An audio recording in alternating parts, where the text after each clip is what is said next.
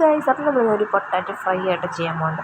Potato ഇങ്ങനെ നീളനെ നമ്മൾ ചതുരനാക്കി നുറുക്കി വയ്ക്കുക. അതിനുശേഷം അത് നന്നായി തണുത്ത വെള്ളം ഒഴിച്ച് നമുക്കൊന്ന് മാറ്റി വയ്ക്കാം കേട്ടോ. പിന്നെ നമ്മളിത് മൈദപ്പൊടി ഇടുക കേട്ടോ. ഒരു 3-4 സ്പൂൺ മൈദപ്പൊടി, കുറച്ച് നമ്മുടെ സോഡാപ്പൊടി, പിന്നെ കുറച്ച് മഞ്ഞൾപ്പൊടി, മുളക് പൊടി, നമ്മുടെ എരിവിനനുസരിച്ച് ഇടുക കേട്ടോ. പിന്നെ ഉപ്പ് ഇട്ടിട്ട് കുറച്ച് വെള്ളം ഒഴിച്ച് നമുക്കൊരു ഇത്തിരി കട്ടിയുള്ള ഒരു ബാറ്ററാക്കി ഇങ്ങനെ മാറ്റി വയ്ക്കാം. അതിനുശേഷം വീണ്ടും കുറച്ച് മൈദപ്പൊടി ഒരു പ്ലേറ്റിലിടാം കേട്ടോ. പിന്നെ കുറച്ച് കാശ്മീരി ചില്ലി ഇടാം, പിന്നെ സാധാ ചില്ലി പൗഡർ ഇടാം, സോഡാപ്പൊടി ഇടാം കേട്ടോ.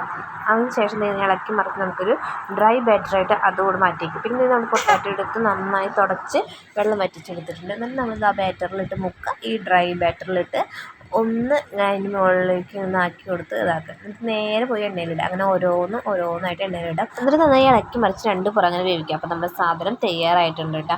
അപ്പോൾ ഇതിൻ്റെ ഫുൾ വീഡിയോൻ്റെ ലിങ്ക് ഞാൻ താഴെ കൊടുക്കാം. എല്ലാവരും ഒന്ന് കയറി ചെക്ക് ചെയ്ത് നോക്കുക.